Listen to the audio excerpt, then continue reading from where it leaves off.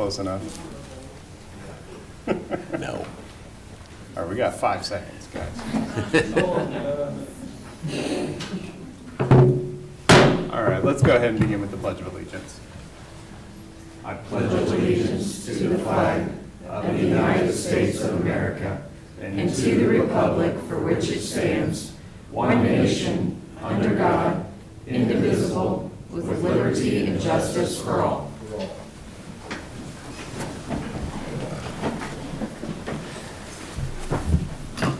All right, good morning, everyone. It is September 15th. Welcome, Shawnee County Board of County Commissioners. I'm Aaron Mays. I represent District 3.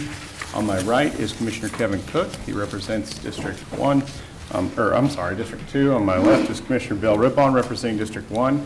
Good morning, both of you. Our County Clerk, Lisa Schmidt, is at my far left. Good morning to you. And our County Councilor, Rich Eckert, at my far right. Good morning, Rich. Good morning. All right, let's dive in. First item, please. All right, first item on the agenda is item 3, consent agenda. We have several items on the consent agenda. If there are no questions or concerns, I would move for approval. Second. A motion has been made by Commissioner Mays and a second by Commissioner Rippon. Those in favor say aye. Opposed? Motion passes 3-0. Next item, please. Item 4, new business. A, County Clerk. 1, consider all voucher payments. Okay, our APVA report total is $3,823,337.25. Significant payments include $118,327.10 payment to Waste Innovation Systems for an automated solid waste management technology system funded with solid waste funds. Also $243,621.08 scheduled loan repayment to KDHE for the Sherwood Waste Facility funded with Sherwood Regional Wastewater Funds, and $90,000 progressive payment to Cook Flat and Strobel for the Northwest Valencia Road over the Silver Lake Drainage Ditch Bridge Replacement Project. That there's 2 bridges, and that funded with the Bridge Project Fund. If there's no questions or comments, I would move that we approve the vouchers. Second. I've got a motion by Commissioner Rippon, second by Commissioner Cook. Those in favor say aye. Opposed? Motion passes 3-0. Next item, please. A2, consider correction orders. I'll move for approval. Second. Motion by Commissioner Mays, second by Commissioner Rippon. Those in favor say aye. Opposed? Motion passes 3-0. Next item, please. B, audit finance. 1, consider approval of Shawnee County 2026 budget and CIP. Good morning, Commissioners. Jennifer Sauer, Financial Administrator. Here this morning to continue our discussion on the 2026 working budget. Just as a reminder, last week we had a public meeting where we included both our revenue neutral rate public input as well as our input regarding the 2026 budget.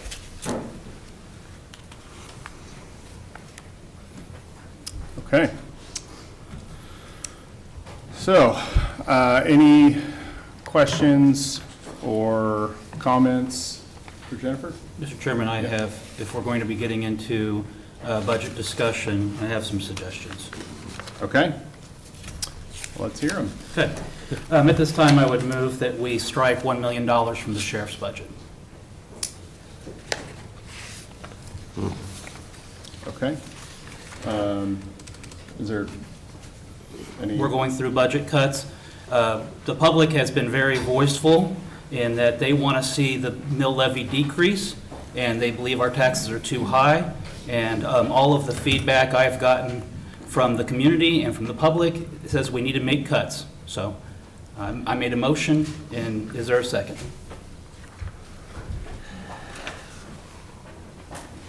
Is there a second? Well, this is hitting me pretty cold here. I don't know.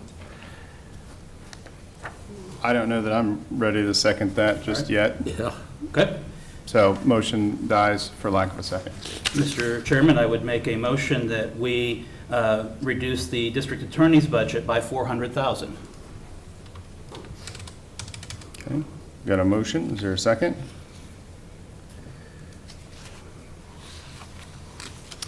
Seeing none, motion dies for lack of a second. Mr. Chairman, at this time, I would make a motion that we'd reduce community corrections by $150,000. An additional 150,000? An additional $150,000. And that is one where, if I'm not mistaken, I believe we had to increase that because the state of Kansas is requiring us to. Not all counties are compliant. And we are still not compliant even after the increase. Is there a second? Okay, seeing none, motion dies for lack of a second. I would make a motion that we reduce the Parks and Rec budget by $250,000, An additional 250? an additional $250,000. Okay, I'll second that. Motion by Commissioner Cook, second by Commissioner Mays. Those in favor say aye. Oppose? Aye. Motion passes 3-0.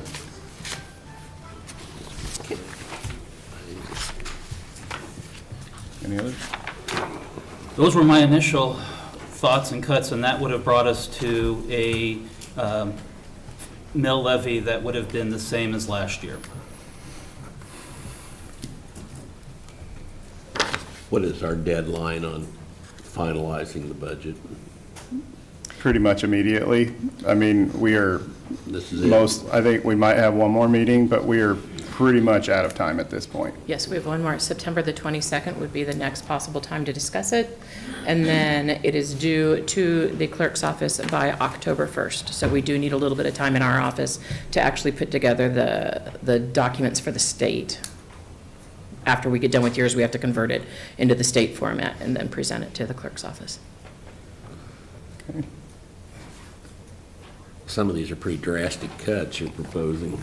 They are drastic Yep. cuts. But again, having looked at the comments and the emails and the phone messages, I have yet a person who contacted me to say that they thought our budget was on track. I have no public comment, I have no public input from any person who says that they thought our budget was right-sized.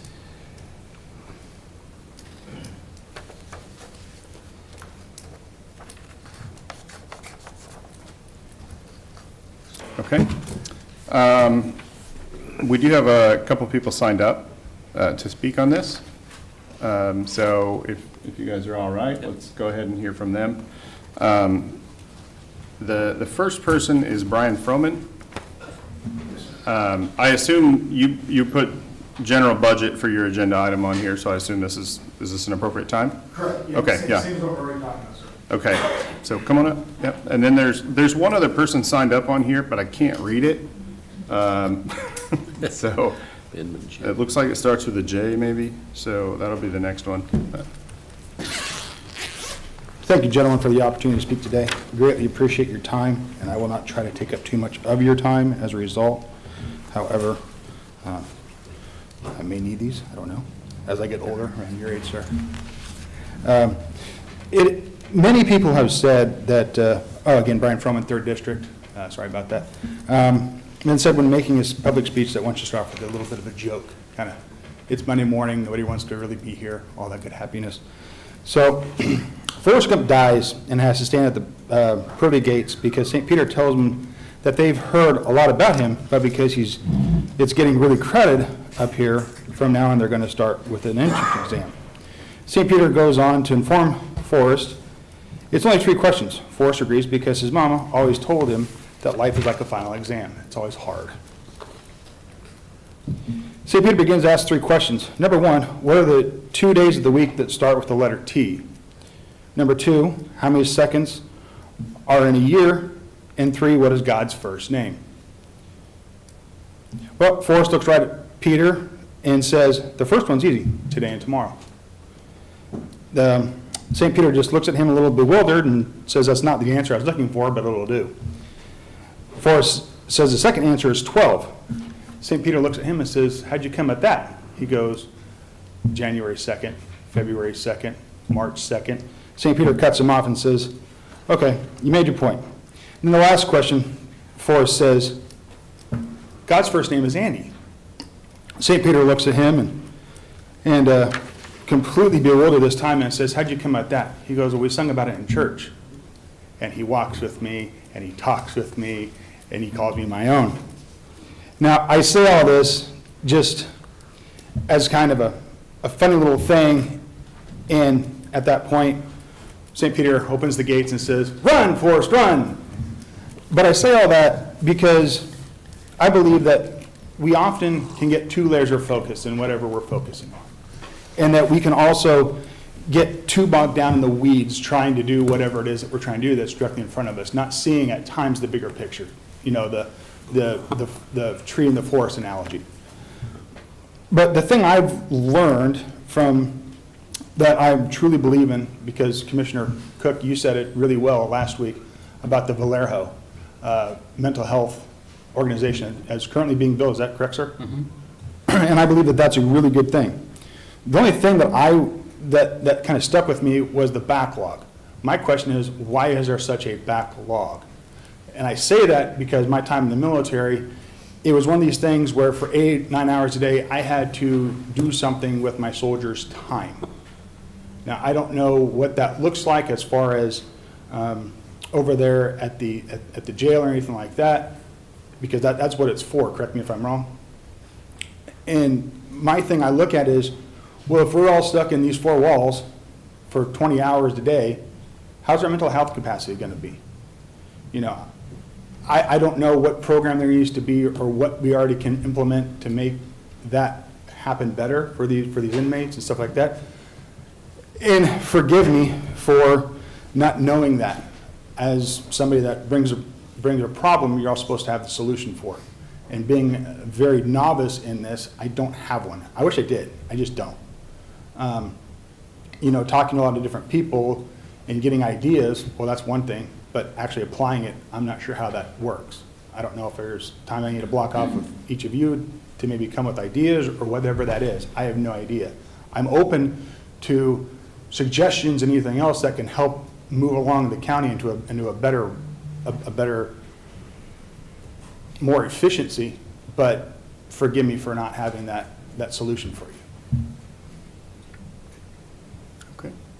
Appreciate your time, gentlemen. Thank you. Thank you. And then, like I said, there was one other person signed up, but I believe the first name starts with a J. I can't read the handwriting, though, so was there anyone else wishing to speak on this item? Is it Mr. Bolden? Oh, yep. Nope.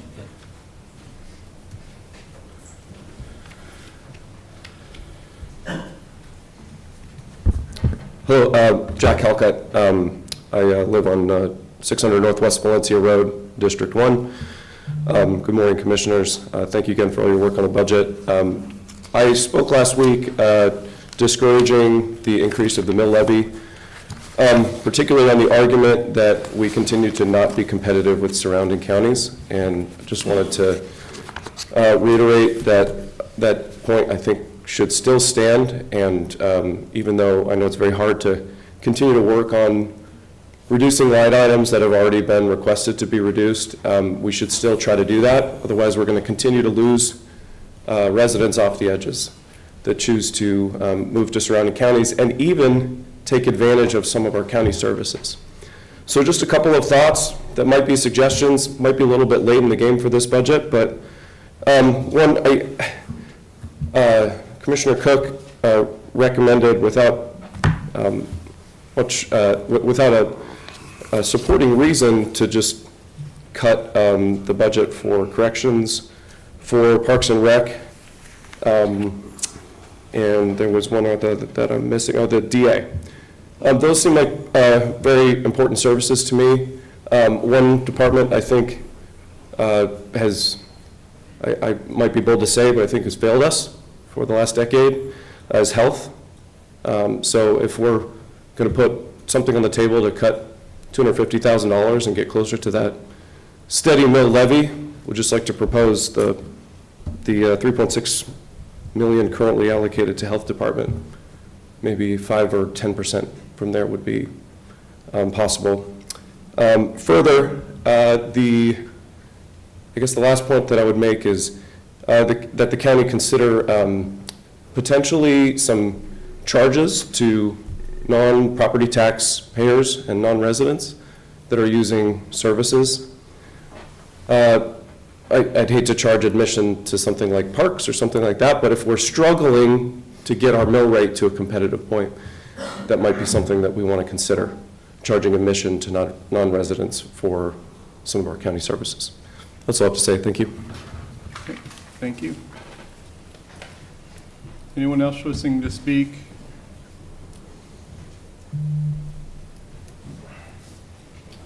Going once, twice?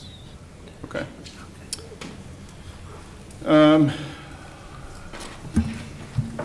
Okay. Any more questions or comments on this?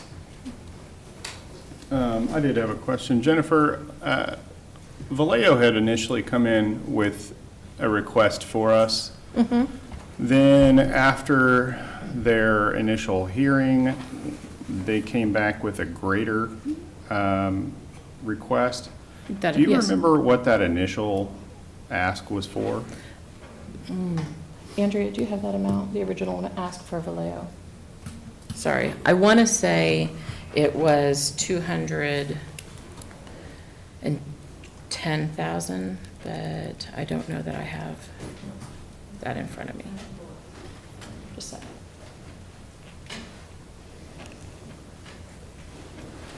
Sorry, that was very early in our budget process, so we will get that answered.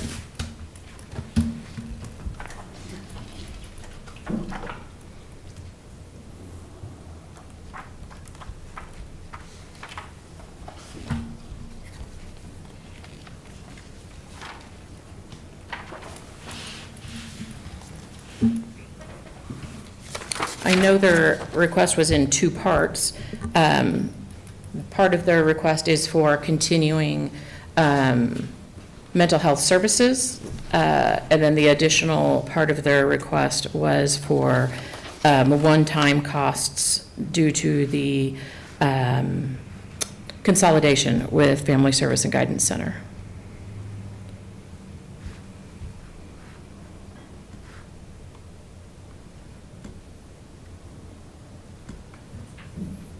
Okay.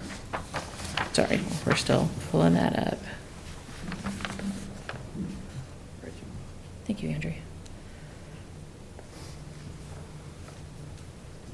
So originally, they had asked for a 4% increase in county base funding, which was $110,000, an additional $295,000 allocation for the merger in it on top of that. So that was a total of $405,000.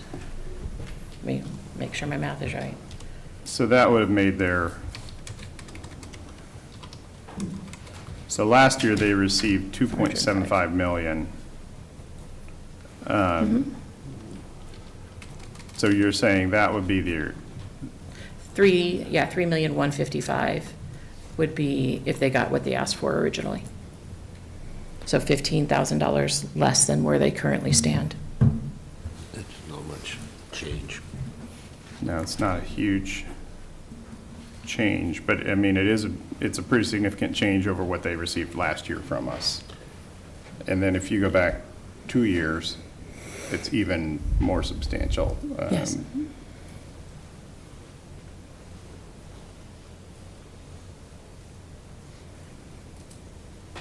So I believe in 2024, we had given them, I think, this is from memory, but I believe it was 2.25. Is that?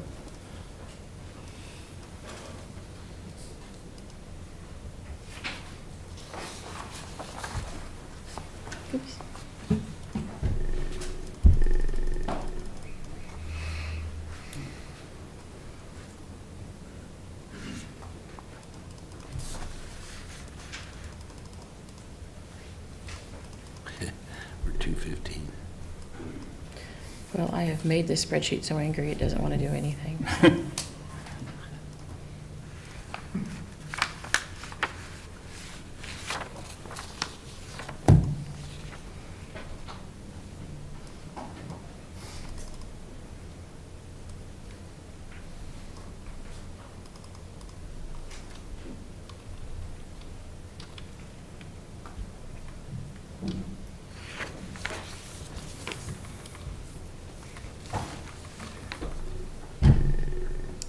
Yes, in 2020, it was 1,830,000.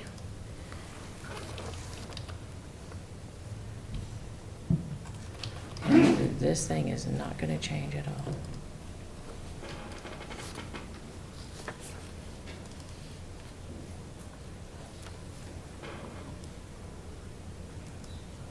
Let me try doing this one more time.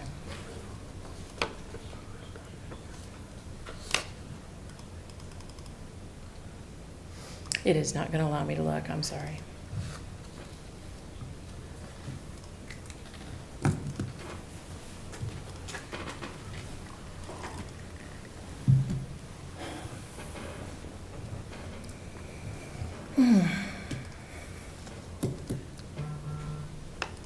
I want to say in 2024, off the top of my head, it was 2,250,000, and then they got a 500,000 increase in 2025.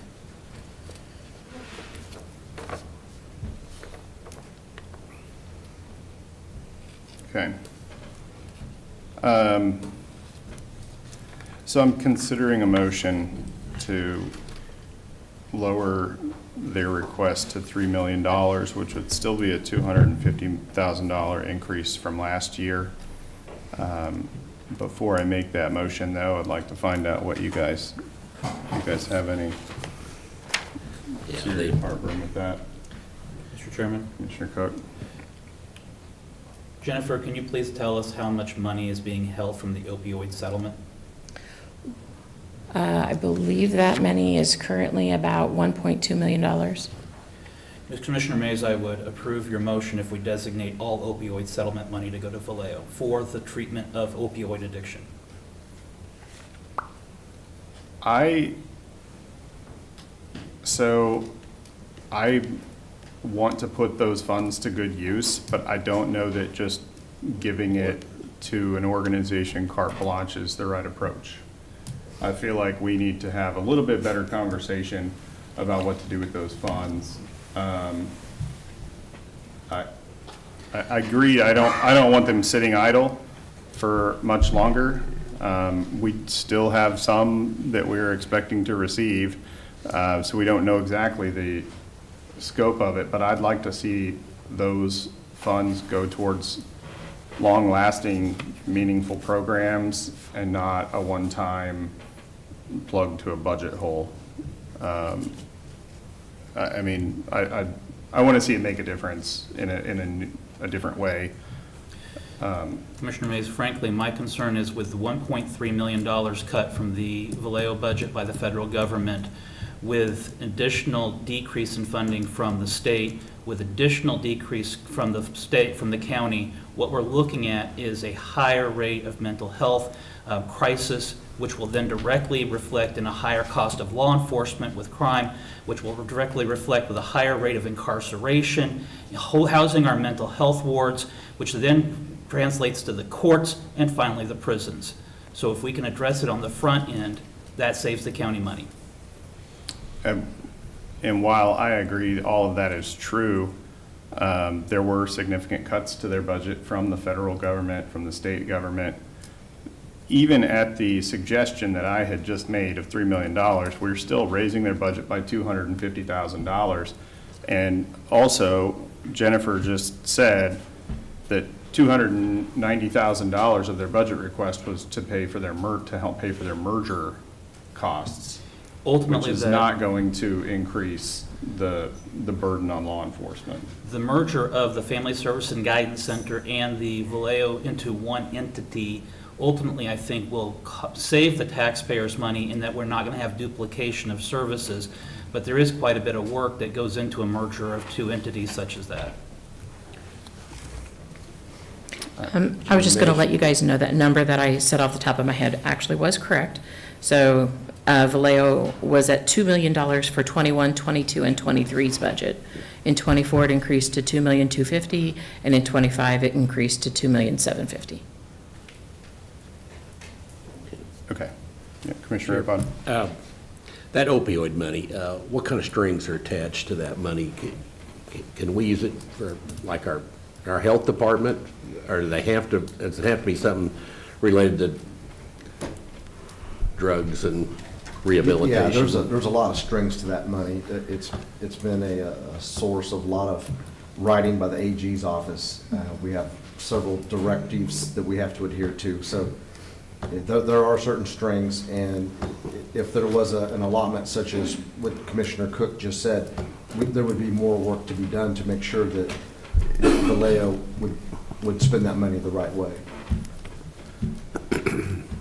And Vallejo is well aware of those directives. They have them as well as we do. So I'm not accusing Vallejo of anything, but we all know that there are guidelines, hard guidelines about how that money is spent. Yeah, and that, Could those monies be used at our correction facility for our new facility, mental health module, or?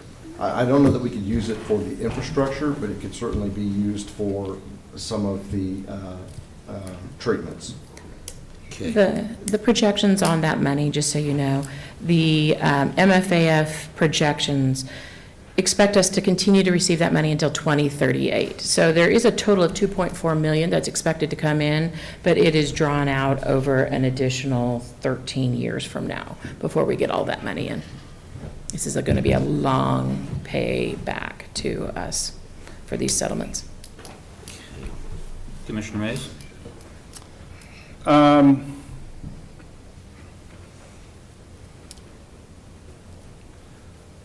If we lower their request to $3 million of general fund and then fund the other $170,000 from opioid settlement dollars, saying that it needs to go to specifically to substance abuse treatment, I think that maybe, what would you think about that? That wouldn't be Okay. bad.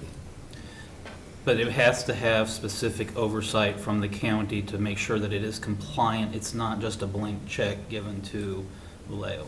Absolutely. And so it would be overseen by the county counselor's office to make sure that it's in compliance with all federal, state, and county rules. I would certainly be accepting Jennifer's help as well with that, but yes. Okay. All right, so that'll be my motion, that we lower their general fund expenditure to $3 million even, and we will provide them $170,000 of our opioid settlement. 170? Or, Wasn't it 170,000 to get them to where we were at?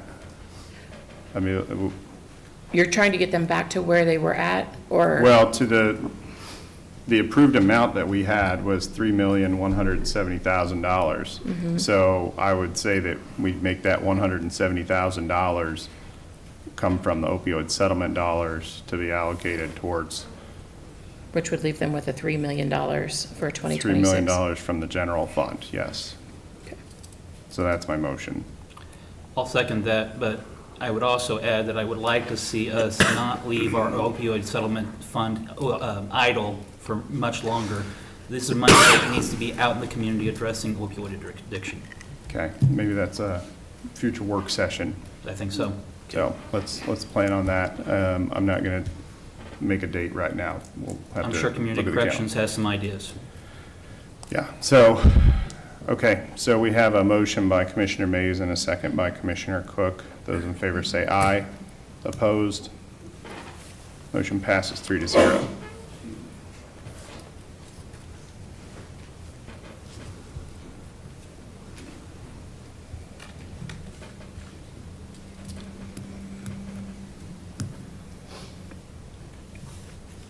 Any other questions or comments? Any other suggested changes?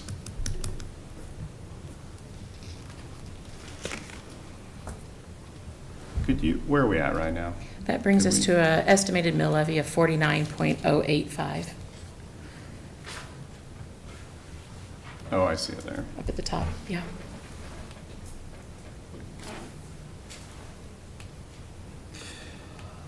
Jennifer, I understand that over the weekend you became aware that there was more in our reserves than we were aware of. Is that accurate? Yes, there was a small amount that was added to in the finalization of our financials for 2024, which will be presented to you here in a couple weeks officially. Our reserves should have gone up by just a little bit, a little under $1 million. And we currently are planning on using 3.748 of those reserves for paying for our 27th pay period, which we're estimating right now. It's not going to happen for another 15 months, but our estimate of what the pay period in December of 26 is that we estimate that to be about around $3,769,413.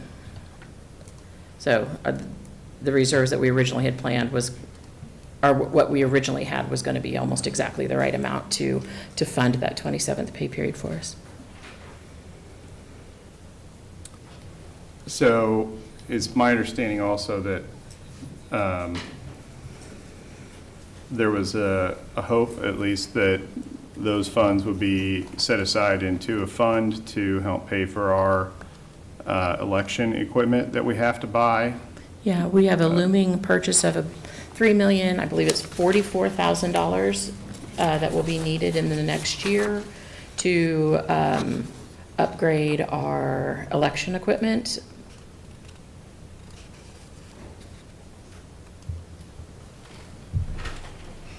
Oops.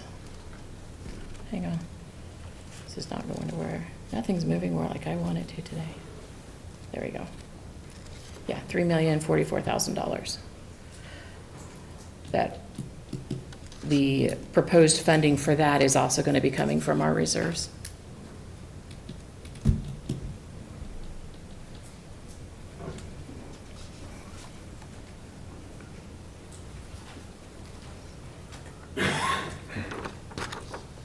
Do we want to split it? Can we hear from maybe the elections office on their thought on the equipment costs? I mean, I don't know if they're prepared to really. Can I make one small caution on using reserves for the budget? The only caution I want to make is that any reserves that you use for the budget, if you are not using it to fund a one-time purchase, you are going to have to find that next year because it's going to cause you're going to have that bounce back next year also because you still are going to need to find the funding for the budget. Okay, so if any reserves that we use for the budget, if we put that into capital outlay, That's a one-time purchase, which matches with a one-time use of funds, versus an ongoing operating cost, which is most of your general fund budget, versus a one-time influx of funding. You can do it, it's my job to caution you that there is a future pain from doing so. okay? Stormwater Vale Event Center owner expenses, would that also qualify?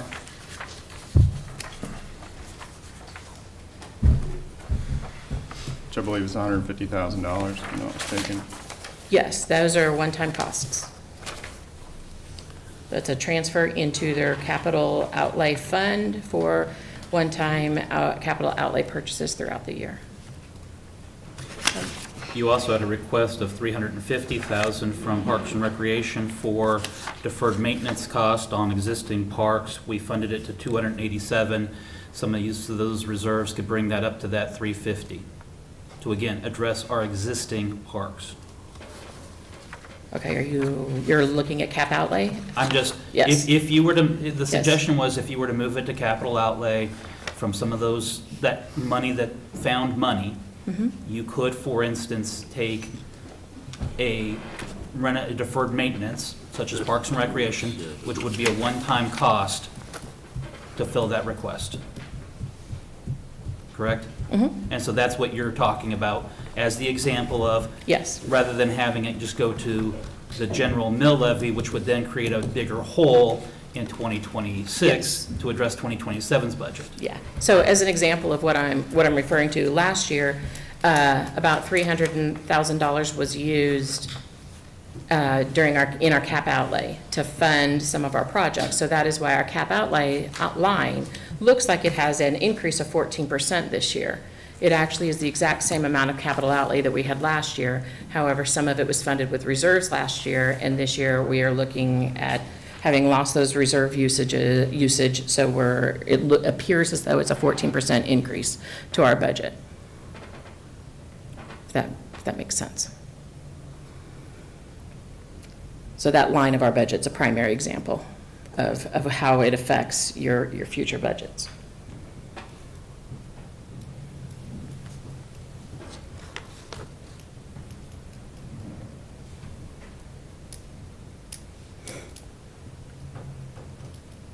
So could you go back to the, there was a separate screen that you showed that was the election office request. I assume it was the CIP. It is the CIP. Yes. So there are multiple items on there that they have requested for different amounts. Yes. The election express, the high-speed ballot tabulator.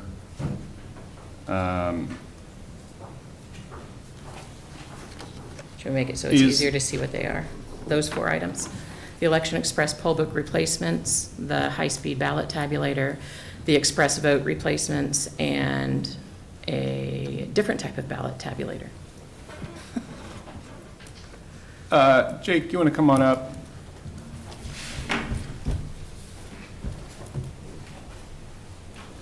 So when we look at these 4 items, there are priority scores attached to them. It shows that the poll book replacements is priority number 1, and it is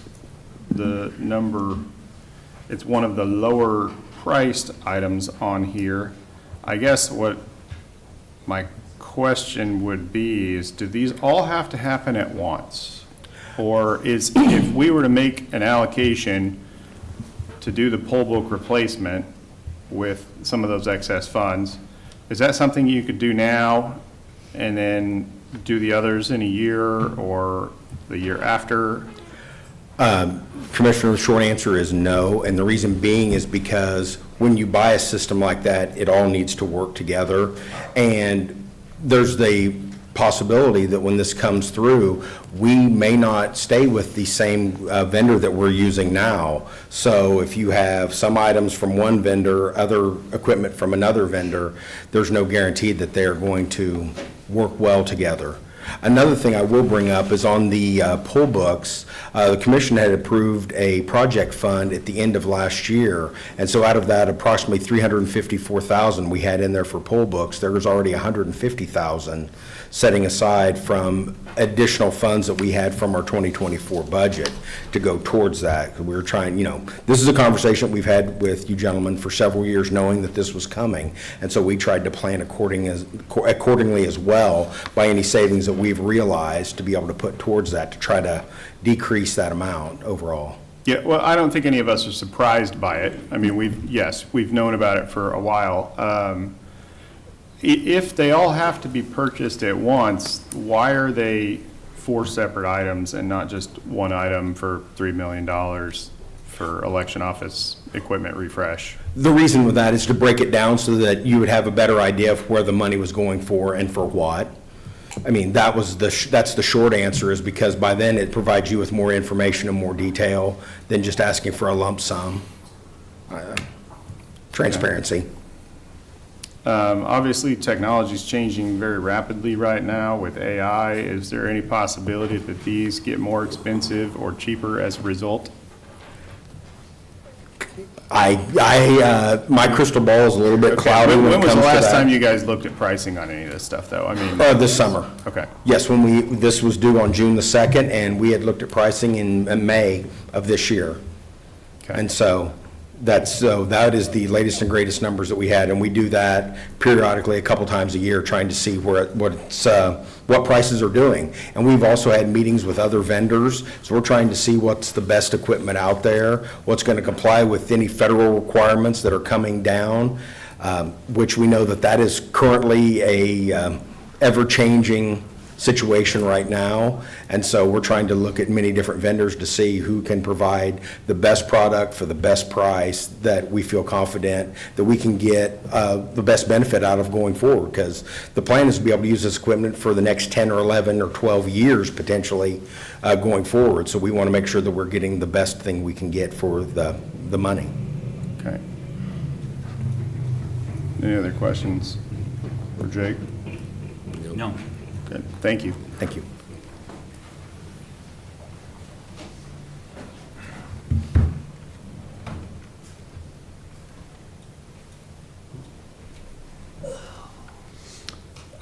The health department was mentioned, Teresa. Well, Or wait. I'm sorry, okay. Commissioner Mays. Yeah. Were we going to address this additional money that we have now discovered? And again, Jennifer, the amount that the newly discovered reserves is, Stand by.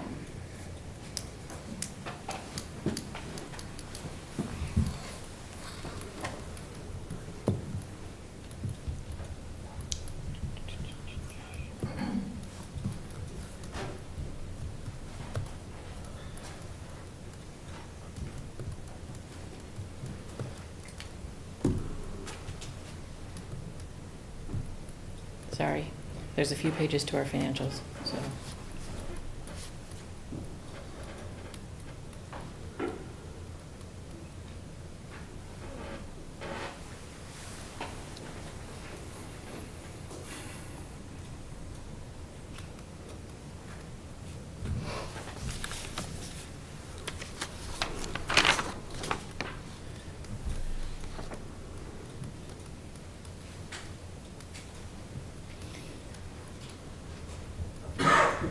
The amount of our fund balance from 2024 is $4,859,060.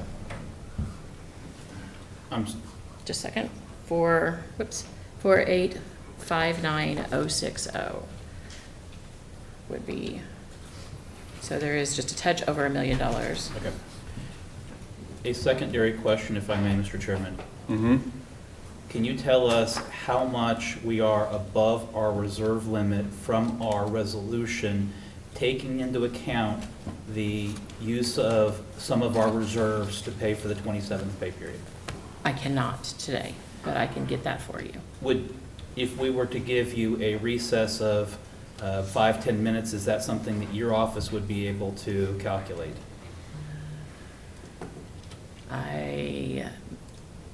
I'm not sure that I would be able to pull that together that quickly for you.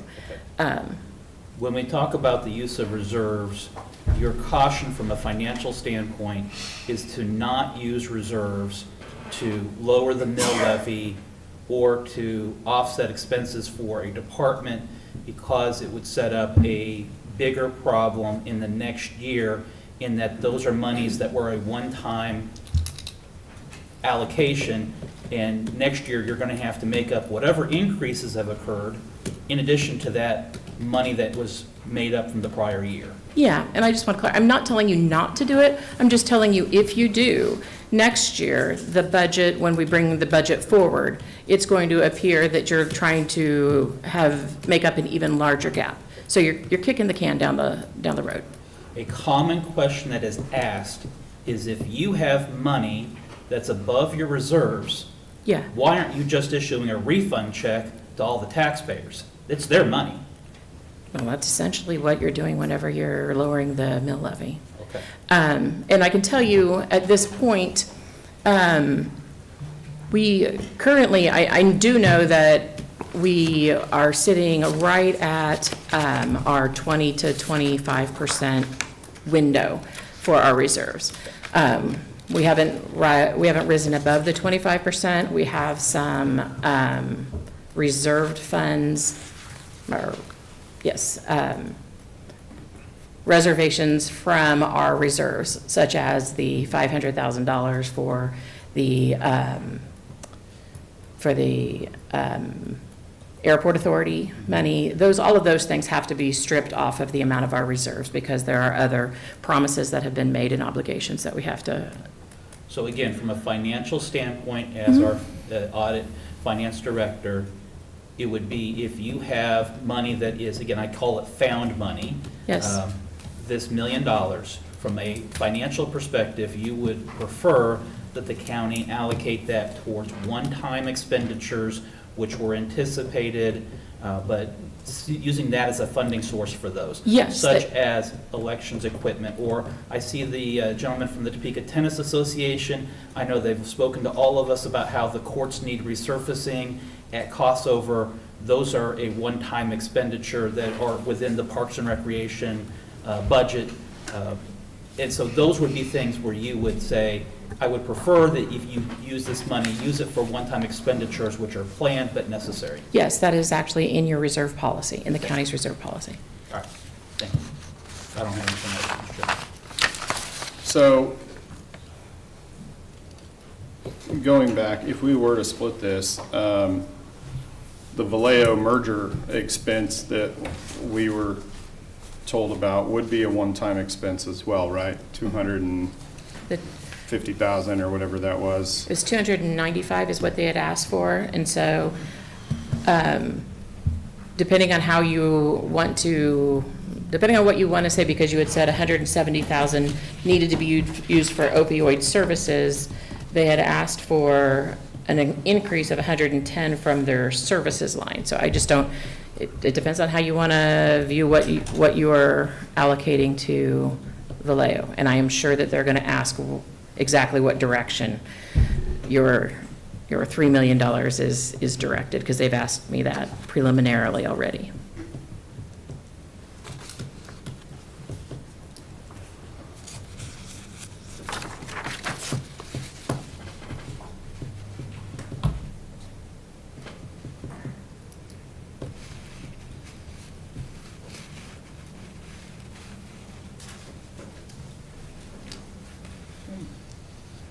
Any other comments, questions, suggestions? Well, do you want to make a motion to allocate half of this $1 million towards the capital outlay or the CIP? Or to divide it between capital outlay and CIP?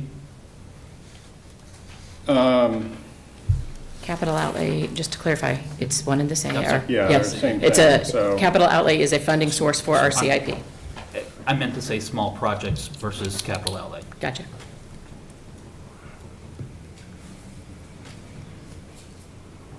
Or in the alternative, contingency for unanticipated expenditures that may occur in 2026.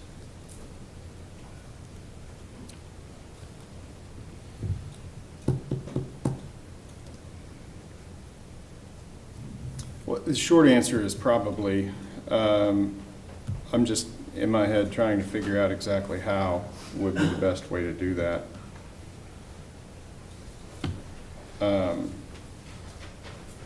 Commissioner Rippon, did you have any thoughts on it? You know it. So,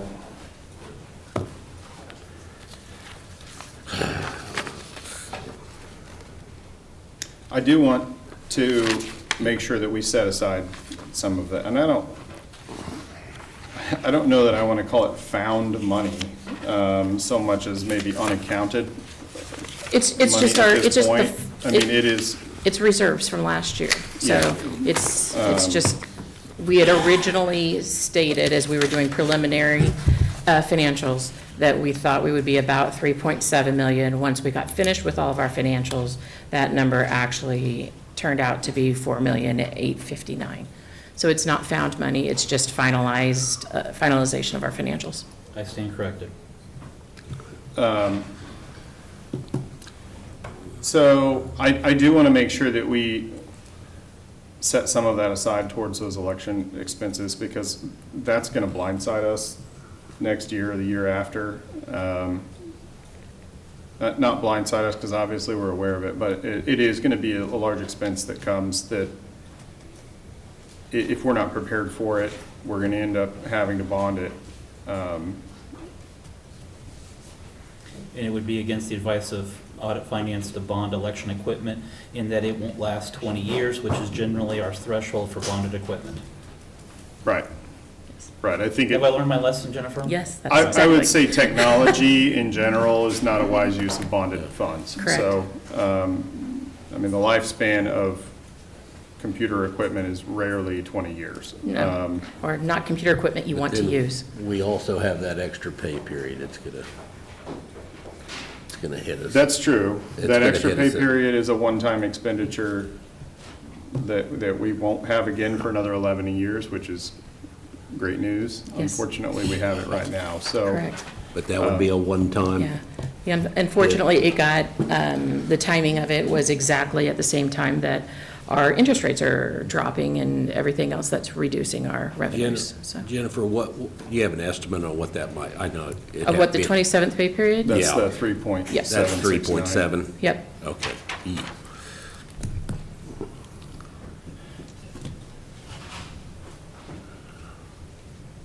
So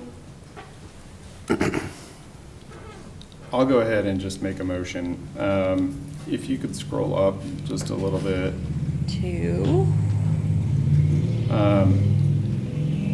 I would say let's put the, some of that additional funding into just the capital outlay. So, I mean, what would be a good amount? 300,000? What about putting, let's see. You can provide me just one second. That, because the 300,000 would put us just about where we were last year. Last year we were 2.187.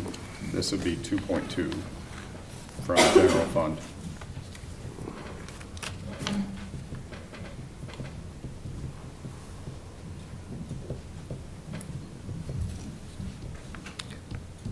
That was how much you were suggesting? 300,000, Okay.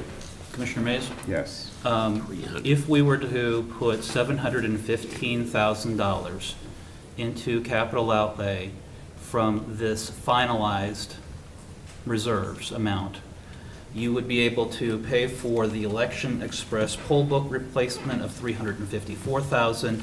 You would be able to pay for the Election DS-850 high-speed tabulator of $298,000, and you would be able to restore the $63,000, bringing Parks and Rec, park renovation up to $350,000, which was the requested amount, for a total of $715,000 between those three projects. So I want to clarify, so what you're I'm asking. confused. Okay, I just want to, sorry, I also am, because in order to fund cap outlay, $2.5 million for the fund, or for the projects that you guys previously had proposed that we're going to fund, I'll have to transfer that money from the general fund, so I'll need to leave the cap outlay line at 2.5, but what I'll need to do is then show below the line that we are using reserves to Well, that amount. If I was looking at your sheet,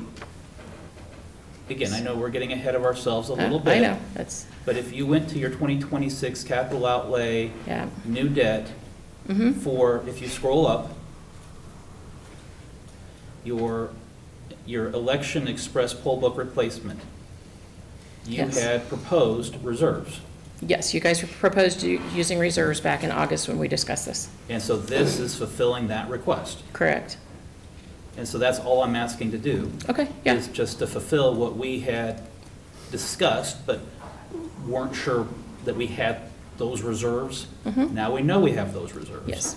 You're going to be using reserves that we previously have, and yes, I'm with you. It all The- goes to the same spot. But that would be, we're not expending those funds, we're setting them aside into a fund, if I'm not mistaken, right? Isn't that what we're doing? We're not Right gonna- now, We're not buying all of this stuff right away, right? The $3 million worth of. none of this is happening until 2026, but it would be, they would be able to move forward knowing that that the funding for it would come out of the reserves. We would have to come before you and ask you to officially transfer money from the reserves into project funds for these items, yes. It will be an official vote at that time. Much like we did, back in 2018, I think. That leaves, though, the election express vote replacement of the $1,042,000 to still figure out. Okay, so, real quick, as just a point of order, I believe I had a motion on the table. I will rescind my motion. So, just to make sure that we're straight. So if I can make my motion to take $715,000 from the reserves, finalized reserve amount, and apply that to capital outlay, specifically for the express poll book replacement of $354,000, the election DS 850 high-speed ballot tabulator of $298,000, and then $63,000 for park renovation. So, to be clear, we would be increasing the amount of our capital outlay expenditure also simultaneously, because those items are not included in the 2.5 million that we already have allocated for capital outlays. So we would be increasing our budget by doing that. We'd be increasing our budget and simultaneously increasing the amount of reserves that we're spending. We would not be increasing our budget because you're planning on using that from reserves. So that doesn't, the budget, basically what you're saying when you use it from reserves, you're using it from, you're overspending your budget. You're doing a planned overspend of your budget. The expense will actually come out of a transfer from the general fund.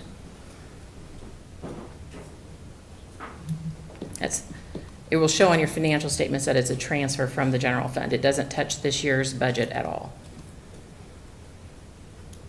because it's a prior year's money that is going into being utilized for making a purchase.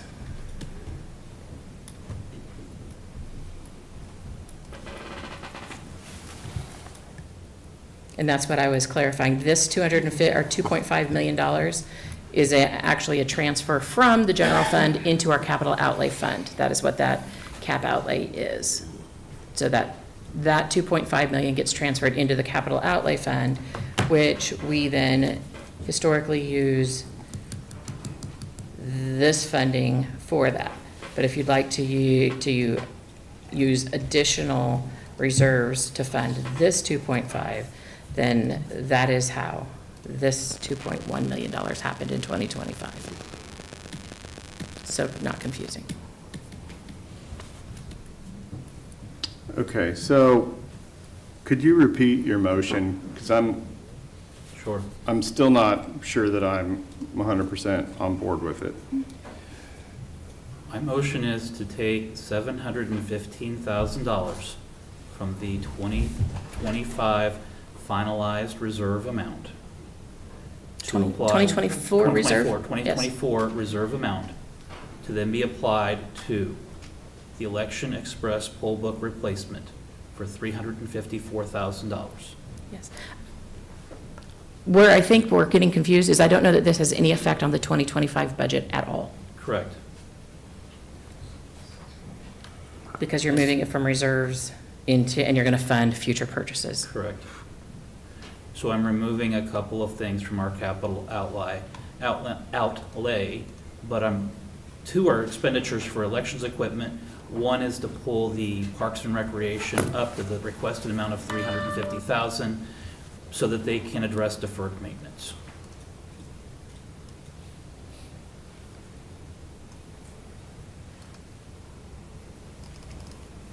So that's another 63,000? Correct.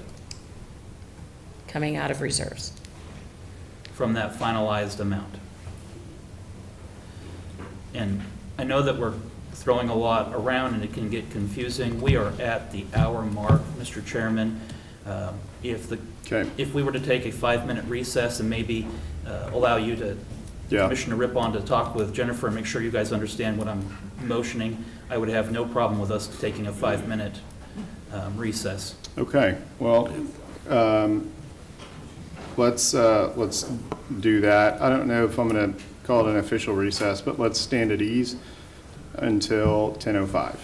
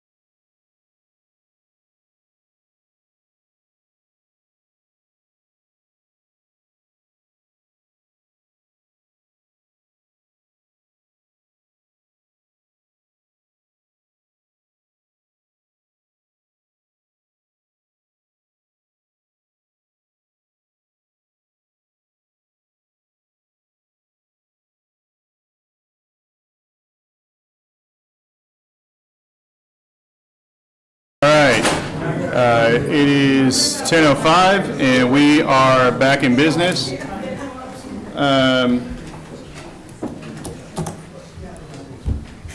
So, Madam Clerk, did we have a motion on the table right now? I do. Okay. Mr. Chairman, Yeah. after speaking with our Audit Finance Director, Jennifer, what would be your you understand what I'm wanting to do. Yeah. What would be your recommendation? I think I understand what everyone is trying to do, and it isn't that far apart from each other. So I just think we're maybe muddying the waters a little bit. So I believe what I'm hearing that people want to do is a couple different things. We have a lot of items that need to be funded from reserves, 4 of which need to happen all at the same time, one of which is instead of using the balance, we got to a reduction of 63,000 in park renovations due to using the balance of what was budgeted for cap outlay. So if our plan is that we're going to be using reserves to fund some of our cap outlay, what I maybe would suggest that we do is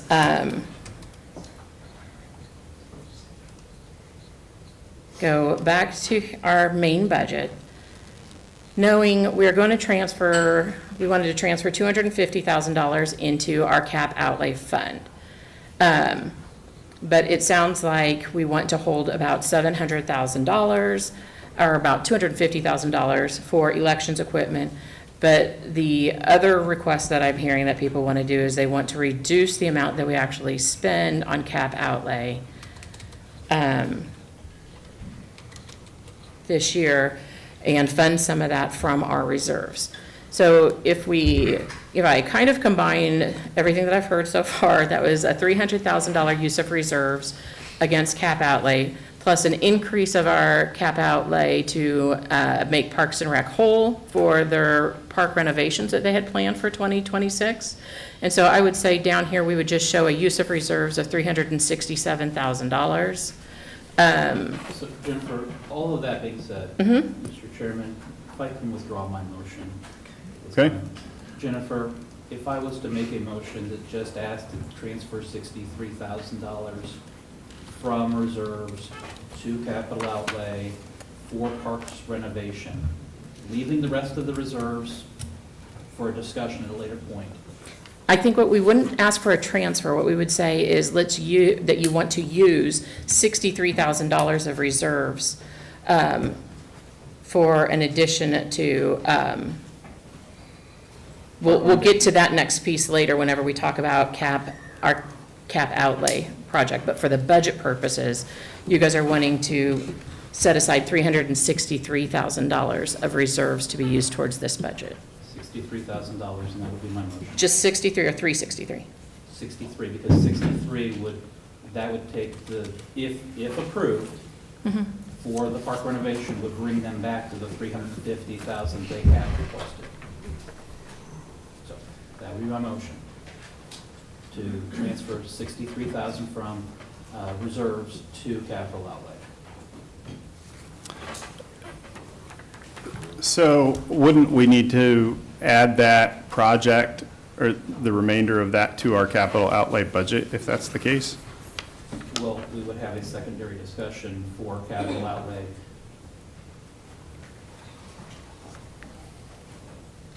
So, I mean, we could take $63,000 from reserves any day of the year. Absolutely. And spend it on whatever we need to spend it on. Correct. I don't know that we need to make that in our budget. I mean, I feel like that's a conversation we could have a separate day. Except I would like for this to be clear on the budget, that for capital outlay, what the exact amount that has been allocated for capital outlay, knowing that part of it is coming from the reserve, which means that it's artificially inflated for this year, which means next year you're going to have a lower amount. Okay. Yep, hang on. You got an error there, yeah. Yeah.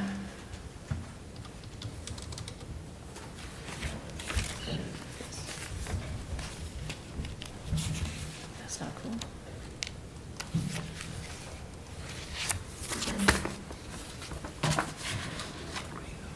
So it's going to be a net wash as far as this budget is concerned, but you're wanting to increase your cap outlay by 63,000 and use reserves to do that. That was my motion. Okay, is there a second?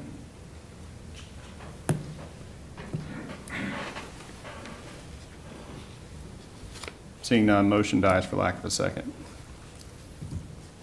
I'll make a motion that we put $300,000 of reserves into the capital outlay.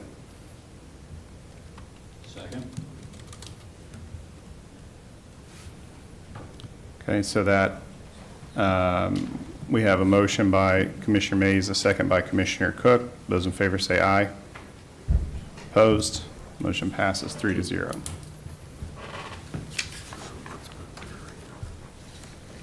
So that'll take care of some of those one-time expenses.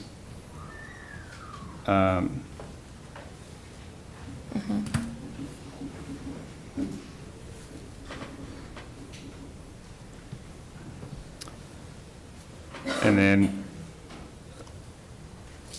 we don't need to do anything else for the remainder of those funds will be transferred into an account that, a fund that can be used for the election office when the time comes. Yes, we'll come back to you at the time that we actually need to make an allocation from reserves in order to make that official in our minutes, yeah.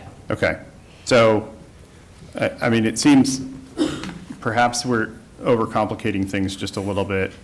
We're having future conversations right now, and Yes, not that those conversations don't need to happen, but they don't need to happen immediately.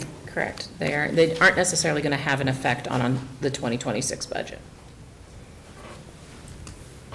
Okay. But it is good to see, I think it is good that we are communicating that we are trying to find other ways to make expenses take place without utilizing the budget in order to make those happen. I mean, that's very much what we did with the ARPA funding that we received, so.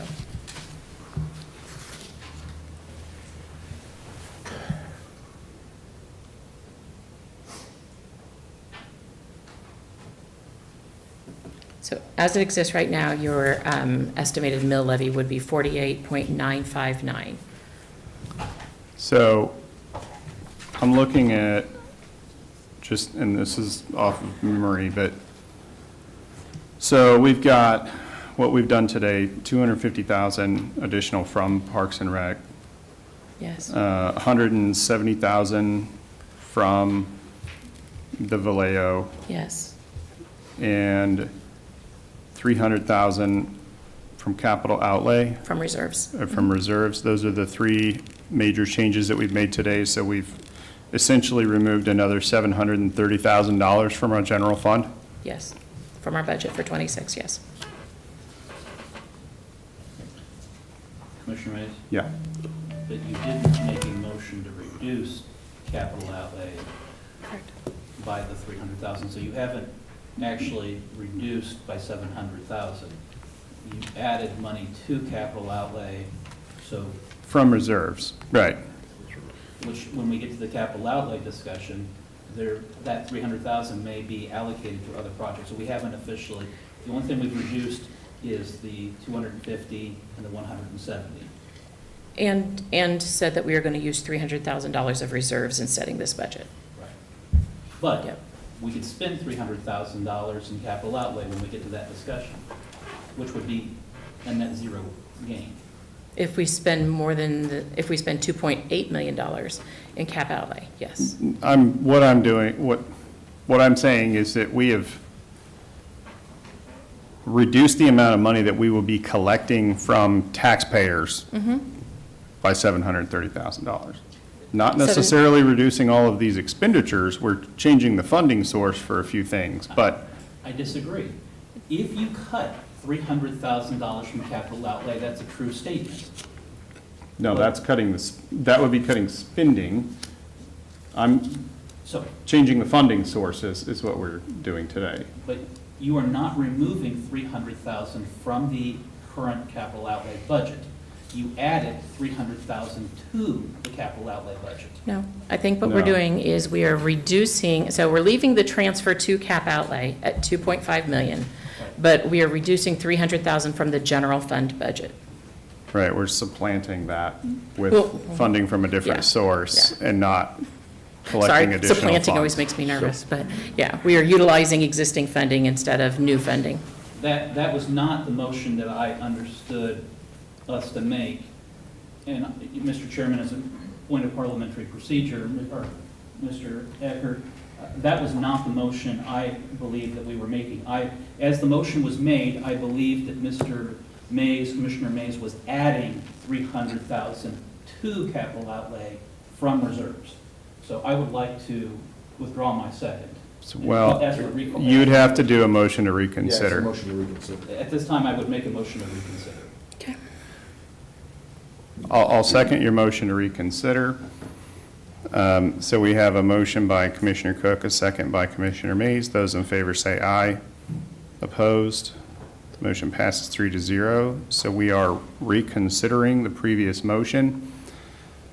And again, Commissioner Mays, as I understood it, you were adding to capital outlay 300,000, not removing the funding source to keep it at the same level.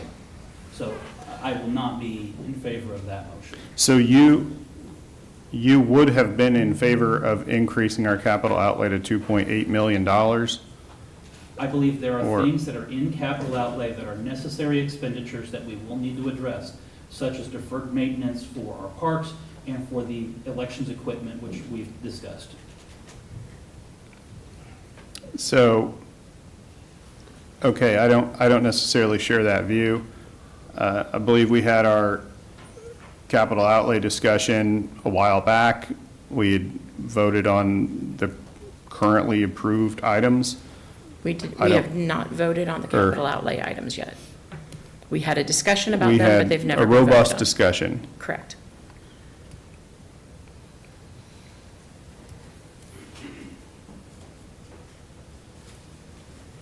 So are you withdrawing your, I guess, Counselor, could you please tell us where we're at right now on this motion? Well, the initial vote, it still exists. That's passed. This is a motion to reconsider, right? And that has a second, but you haven't voted on that yet. Correct. So until that vote happens, the initial vote stands. I thought that he did say all in Yeah. favor and all opposed and it It's passed 3-0. That was the motion to reconsider. to reconsider, but we are reconsidering currently, if I'm not mistaken. Yes. So we would, There's currently not a motion. I think the motion would have to be to rescind now that prior vote, or else it stands. So, Mr. Chairman, I move that we rescind the prior vote on the transfer of $300,000 from reserves to capital outlay.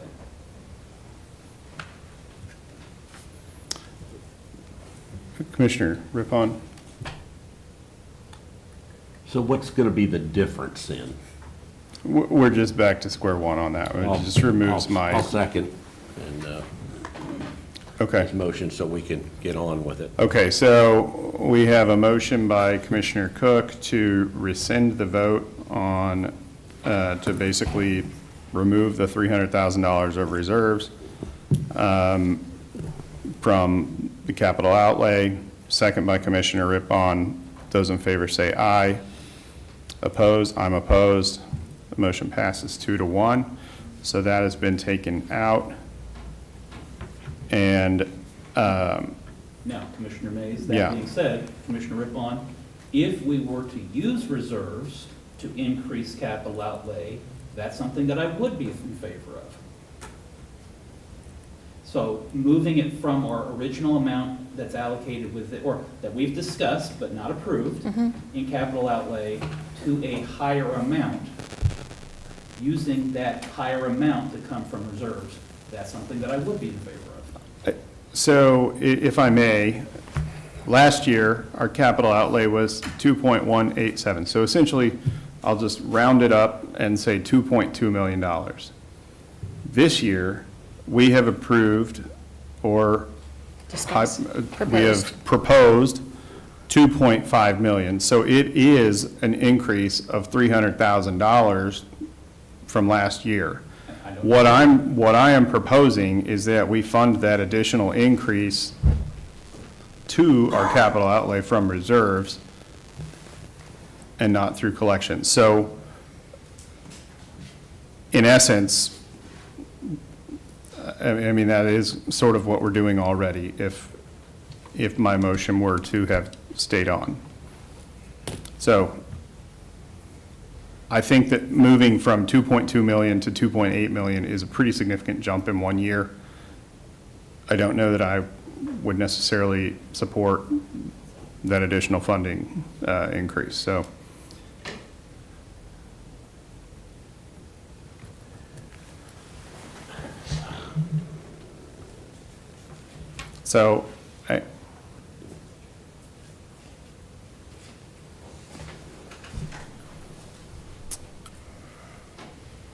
I mean,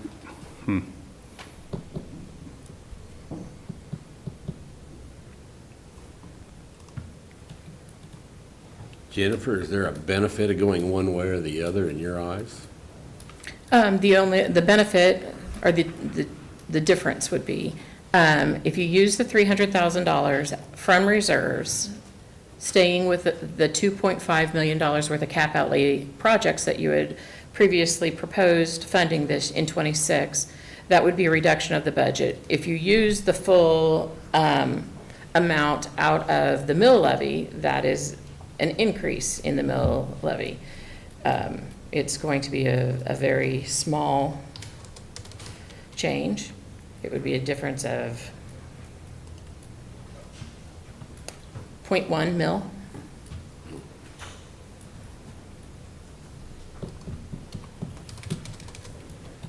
Difference of approximately $2 on a $100,000 house.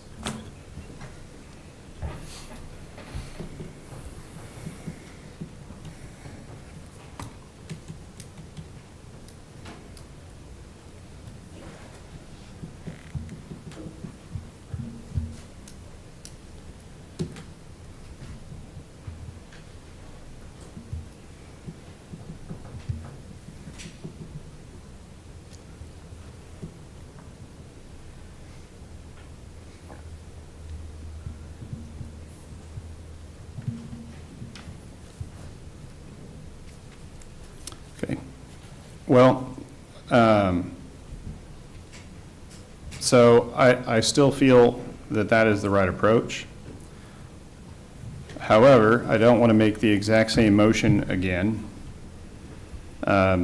So I will up it, and I will say, we'll make a motion that we spend $350,000 of reserves and add that to our, to be expended for capital outlay purchases that are previously budgeted, or currently budgeted. Can you please state that again? Okay, my motion is that we use $350,000 of reserves, and that would go towards our capital outlay budget. But the capital outlay would remain at $2 million. It would not increase the capital outlay budget. In fact, it should, would it reduce that budget? The capital outlay budget line would stay at $2.5 million, but we would use $350,000 of general fund reserves instead of general mill levy funds for that. That is my motion. I'll second it. Mr. Chairman? Yes. For reasons previously stated, again, we are not addressing more capital outlay, one-time expenditures with this finalized funds. You are just, so we are not addressing additional needs of the county, so for that reason, I'm opposed.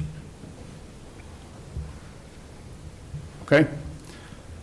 So we have a motion by Commissioner Mays, a second by Commissioner Rippon. Those in favor say aye. Opposed? Nay. Motion passes 2-1. Further discussion?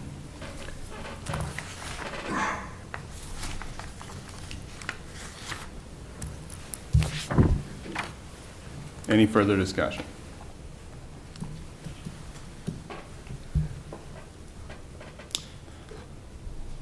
So,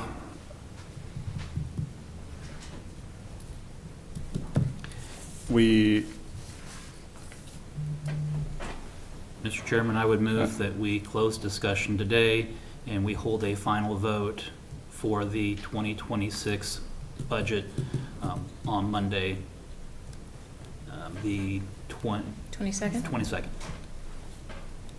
Jennifer, just to clarify, that is the absolute last day that we can do this, right? That's the last day that I would recommend that we do this. In a regularly scheduled meeting. Correct. You have the option to call special meeting. So I'll do that. Sorry if that wasn't helpful. No, I don't know that, I don't know that we'll have enough additional changes to justify a special meeting.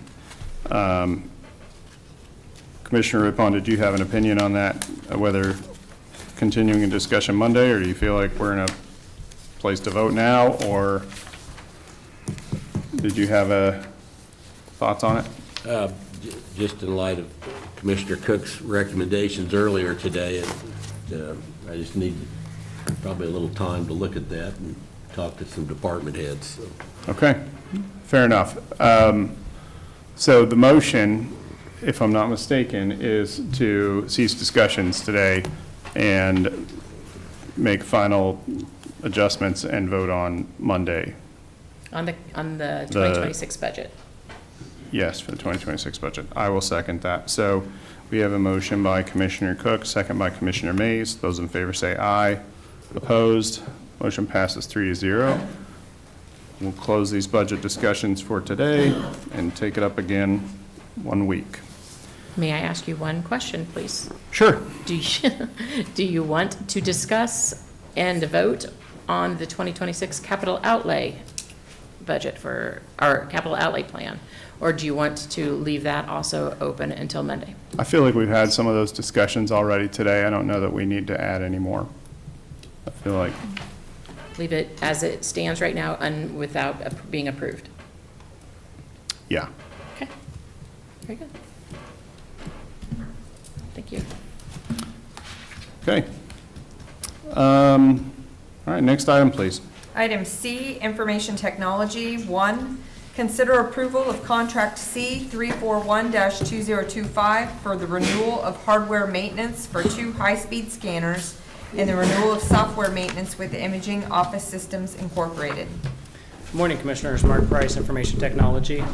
This is the renewal for hardware maintenance and software licensing for our application extender software. This is used by all counties in the county for imaging and indexing of documents for our paperless system. The 2 scanners, one is used by the appraiser's office and the other is used by the clerk's office for mass scanning. This is just like, say, the renewal of the maintenance and the software. Questions for Mark? Motion to approve? Second. Okay, I have a motion by Commissioner Cook and a second by Commissioner Rippon. Those in favor say aye. Opposed? Motion passes 3-0. Next item, please. Item 2, consider approval of contract C 346-2025 for the annual Adobe subscription renewal through CDW-G using state contract pricing with payment from the departments that use the Adobe licenses. Morning, Commissioners. Mark Price, Information Technology again. As the clerk read, this is just the renewal, and then it is paid by the departments who are using the software. Questions? All right, I'll move for approval. Second. Motion by Commissioner Mays, second by Commissioner Rippon. Those in favor say aye. Opposed? Motion passes 3-0. Thank you. Thank you. Next item, please. D, Public Works. 1, consider awarding bid to the Independent Salt Company of Kannapolis, Kansas for for up to 5,000 tons of de-icing salt at a unit cost of $51.39 per ton. This material will be used during the winter of 2025 through 2026 in support of snow and ice removal operations on county-maintained roads, as well as on Grove and Monmouth Township roads. Good morning, Commissioners. Kurt Niehaus, Director of Public Works. This year, we received 2 bids. I know, I hate to bring up winter, but we received 2 bids. The best bid was from the Independent Salt Company. It's actually a 39-cent decrease in cost over what was awarded last year, so I'm here asking you to approve that bid. I look forward to any questions that you might have. Any questions? I would move for approval. Second. Motion by Commissioner Rippon, second by Commissioner Cook. Those in favor say aye. Opposed? Motion passes 3-0. Next item, please. D2, consider awarding a bid to Ham Incorporated of Perry, Kansas for up to 8,000 tons of sand at a unit cost of $12.85 per ton. This material will too be used during the winter of 2025-2026 in support of snow and ice removal operations on county-maintained roads, as well as on Grove and Monmouth Township roads. Kurt Niehaus, Director of Public Works. Second winter-related item, similar story, 2 bidders. Best bid was from Ham Incorporated. We'll get that material from just down the road on 17th Street. This actually results in no increase in cost from last year's awarded amount. I look forward to your questions. Hey Kurt, just to be clear, the Grove and Monmouth Township portion of this is billed to them. We get reimbursed, correct? Yes, Yeah, yeah, so- that's correct. Okay. I'll move to approve. I'll second. Motion by Commissioner Cook, second by Commissioner Mays. Those in favor say aye. Opposed? Motion passes 3-0. Next item, please. D3, consider authorization and execution of KDOT and Shawnee County Agreement 616-25, Contract C347-2025, Supplemental Number 1 Agreement 785-24, which increases the cap on state and federal funds for construction and CE services relating to a non-geometric safety improvement project on Northwest 42nd Street at Northwest Rossville and Northwest Carlson Roads from $90,000 to $180,000. Kurt Niehaus, Director of Public Works. I think KDOT had some extra HRRR funds. Our project up on Northwest 46th Street at Rossville and Carlson Road was a bit unfunded, so KDOT was kind enough to double the amount that they would be willing to participate in. So that takes us from 90 to 180,000, which would be their participation, and the total cost would be 100 to 200,000. It's a great deal for us. It increases our responsibility by $10,000. And so with that, I recommend approval, and I look forward to any questions you might have. Questions? I would move for approval. Second. All right, we have a motion by Commissioner Rippon, a second by Commissioner Cook. Those in favor say aye. Opposed? Motion passes 3-0. Thank you, and big thanks to the state of Kansas on that. So, all right, next item, please. E, Parks and Recreation. 1, consider request to award bid 035-25 and execute contract C348-2025 with Multisports LLC for the Crossover Tennis Center construction project to add 4 new courts, lighting, fencing, and walkways. The project cost of $1,722,168 is provided by bond funds. Good morning, Derek Tripe, Management Sports Specialist for Parks and Recreation. We've been planning this project for over a year. In January, the commissioners approved Mammoth Sports Construction to provide the design services to add 4 tennis courts with amenities to Crossover Tennis Center. The additions of these courts will provide for additional play area and open crossover up to larger local, state, and national tournaments. Permission to bid out construction of the courts was given in June of this year, which brings us to our agenda item today. On July 31st, we received 3 competitive responses. Upon review of the bids, we found that Multisports LLC presented the best, most responsive bid, and we're looking to enter into a contract with them. While their bid was higher than the lowest bid, their background in similar projects including tennis court repairs and construction, experience with Musco lighting, excellent references and reviews, as well as the shortest timeline, made them the best, most responsive bidder for this project. Your approval today will allow us to move forward with the court additions, fencing, bleachers, poles with lighting for both the new and current courts, walkways and viewing area, and additionally, Multisports will repair and resurface all 18 existing courts, giving the center a completely fresh and new look. I'll look forward to any of your questions. Mr. Chairman? Yeah, Commissioner Cook. Jennifer, can you please walk through with us? This says that it's paid for by bonded funds. Can you please outline that for the county commission as well as those watching and those participating? Yeah, in 2023, I believe, the commission approved $20 million and issued $20 million worth of revenue bonds.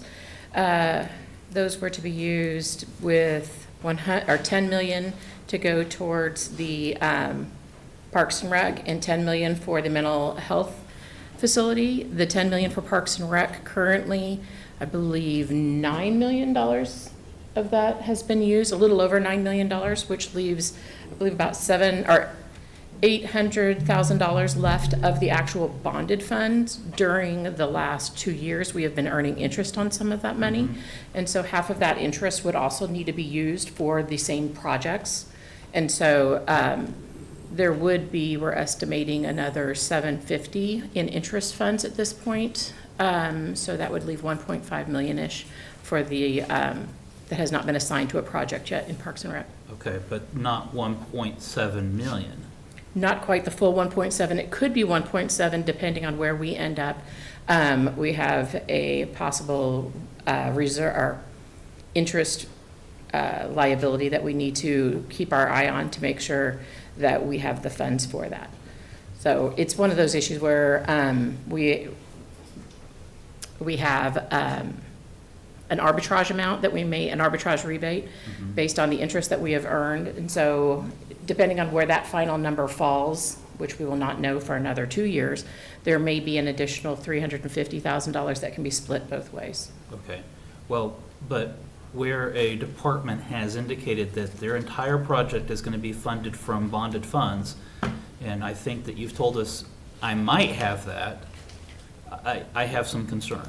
I believe when we looked at this project, Andrea and I reviewed it previously, I believe that the numbers fall exactly in line, give or take. I think that it was less than $100,000 that it legitimately looked like they had the funding for this. Okay. So you have confidence then that this will be covered by bonded funds? Yeah, I believe if not 100%, it would be about 98% funded by bonded funds. Yeah.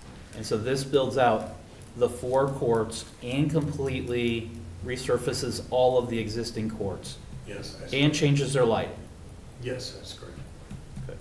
So our operating expenses should go down with the LED lighting also, right? I'm sorry, I wouldn't have the answer to that. Okay. I would guess so. Yes, typically, yeah, the lights there are on quite a bit, and they're not LED currently.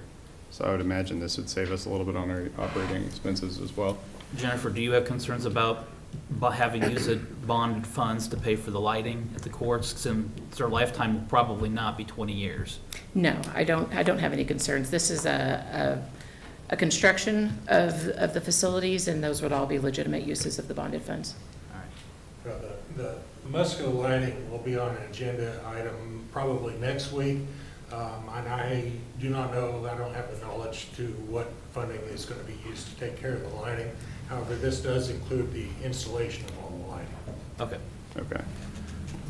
All right, before we, oh, sir. Oh, I just wanted to ask you about, okay, with these additional 4 courts, will this allow us to bid on some bigger tournaments and more national level tournaments? Yes, that is correct. That's one of the main reasons that we wanted to do the addition of these 4 courts. Okay.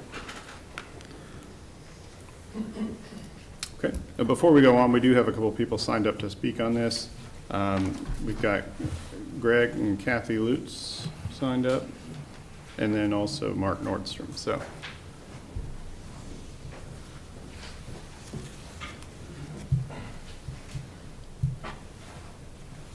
First of all, I just wanted to thank all of you for being responsive and available to us, the Topeka tennis community.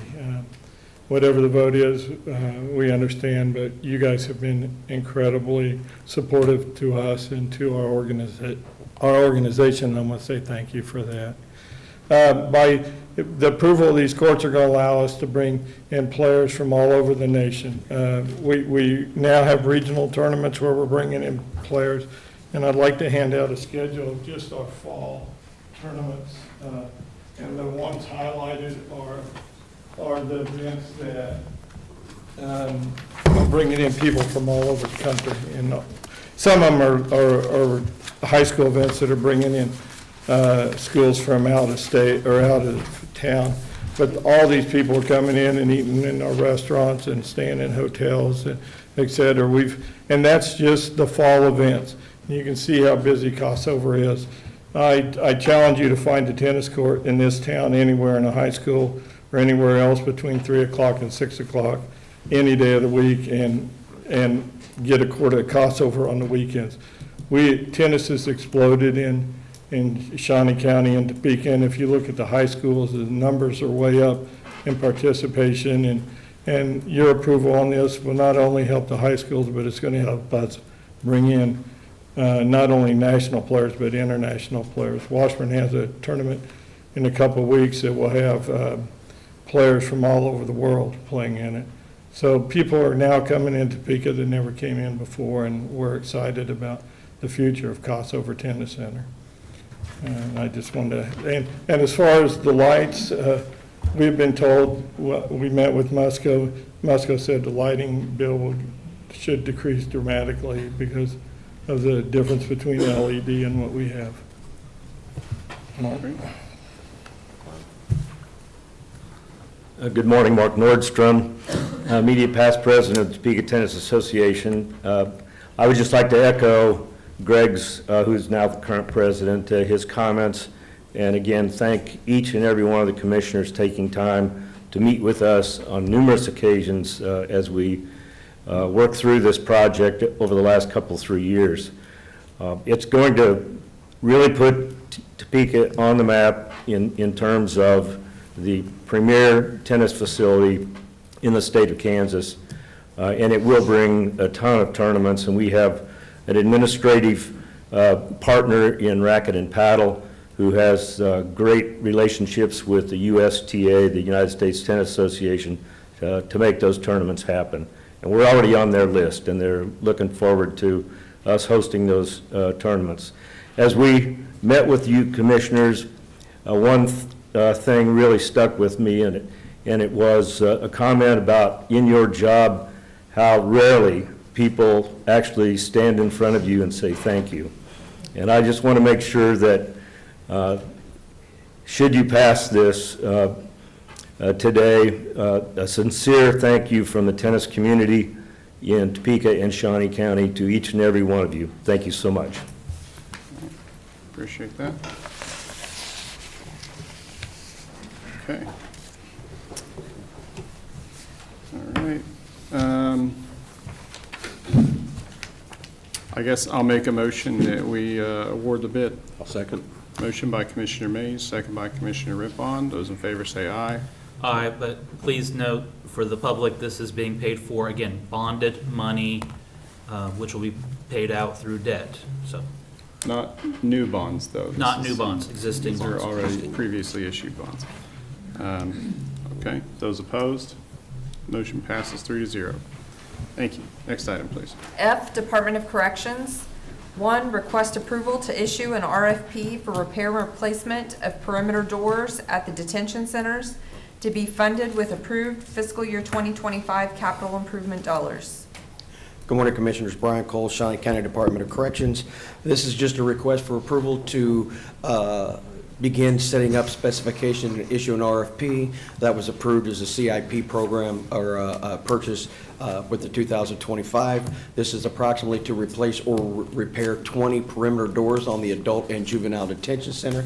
A lot of these doors are the original ones of the 30-year facility. And they're starting to take their wear, but we would like to be able to start issuing specifications and issue an RFP. We did have some people look at it.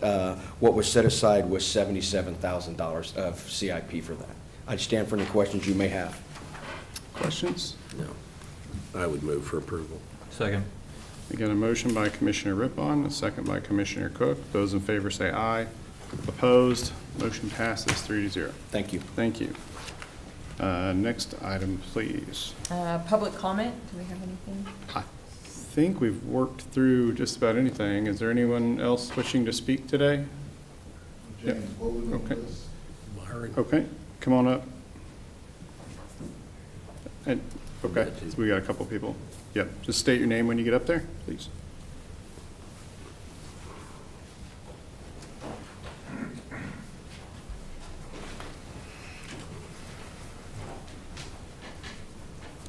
To the Honorable Chairman Mays and Commissioners and the Attorney. I will just be briefly here for you today. There was some news that came out in regard to taxes.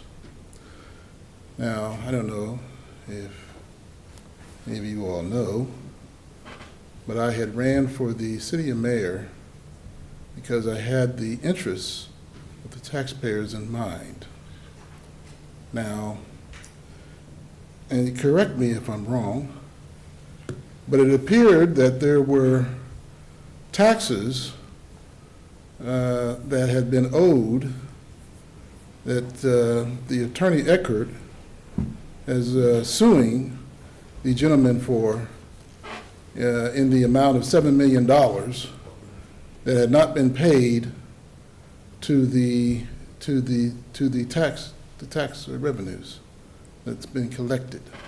Now, I could be incorrect, but if I am correct, and I always have to be the bearer of bad news, but in my field and in my coming up in business, and with my father, Jim Bowden, who was the owner of Mid-America Aviation for Ford Field at 36 years, who was very innovative and creative in bringing business to the city of Topeka at the airport. How did this happen?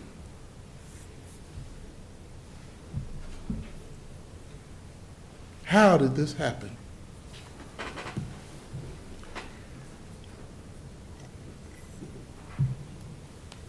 And I want you to think about these things. We're talking here today, and I excuse my French, but over nickels and dimes. But there's $7 million out there that has not been special assessments. I'm kind of new at this, so you have to forgive me. But I think that as a graduate of MIT back in 1981, I understand numbers. As well as technology.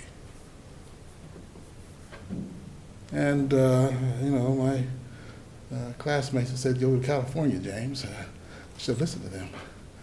However, the question is, once again, how did this happen?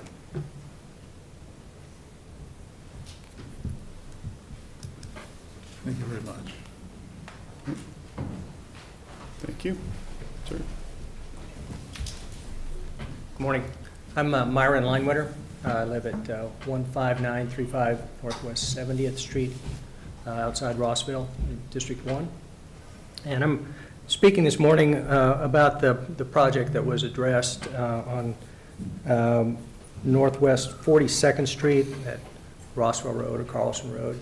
So first of all, I thank you for approving that project, and thank you to Kurt for his work in increasing the budget on that. That's As hopefully all of you know, that road is, Carlson Road is a major arterial road from I-70 that goes directly into Rossville.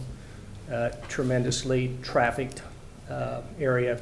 And the project that Kurt is addressing here are two 90-degree turns that are immediately south of Rossville. And as I stated, these roads have a lot of truck traffic on them, and now with the harvest season upon us, there will be a lot of traffic out there with semi-trucks hauling grain and increased traffic. So this road has for decades been a safety concern for the citizens of Rossville, many of whom commute back and forth to Topeka. And so we're very happy to see this project going forward.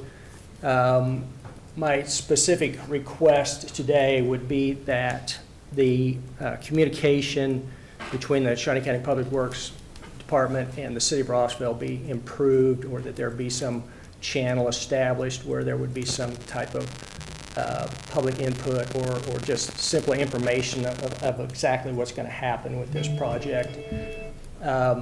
And so that's my first request, and the rationale for that is because this road impacts our schools, our businesses, they're super important. We need to know this to know exactly how to plan for this. And so, to my knowledge, in my communications with the mayor of Rossville and some of the city, there has not been any communication with the city of Rossville to this point on when this project is going to occur. What's going to be the process for safety measures or traffic control, or how that's going to work. So that's my request. Again, I'm very much appreciative that this project is going forward, and we look forward to more improvements on Carlson Road in the future, and would like to put that up on your radar screen, that desperate need for improvements on that road all up and down between I-70 and Rossville. Okay. Any questions? Yeah. Sir, could you spell your last name Sure. for me? Leinwetter. Thank you. Myron. All right. I think I have a question for Kurt. Was that double curve, was that a correction line? What was the purpose of that road alignment? Or was Kurt Niehaus, Director of Public Works. I think it had something to do with, every so often the townships, there was an offset, a slight offset. It had something to do with laying out a curved world in a flat piece of paper, or it may have had something to do with might have been a correction, some kind Kansas of a River. correction line? Yeah, so it's just an offset of the section lines All at right. that location. Okay.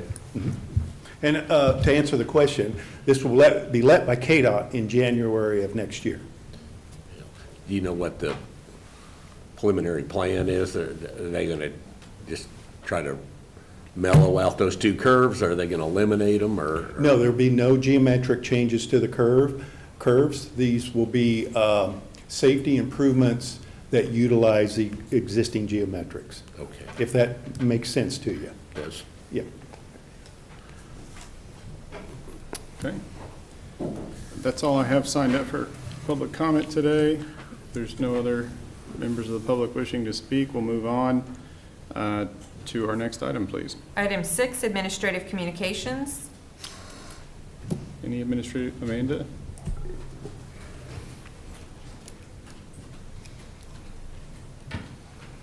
Good morning, Commissioners. Amanda Monholland, Commission Office. So I have a couple announcements. We have already kicked off our doorstep scavenger hunt for our countywide fundraising, and we have 13 teams, and I think I have roughly 74 participants altogether for county employees. We have already had our first week of items collected from figuring out the riddles, and we are at 730 items just after week 1. So I want to thank everybody that's participating, because that's a large amount. I was not expecting that after just 1 week. Next, I would like to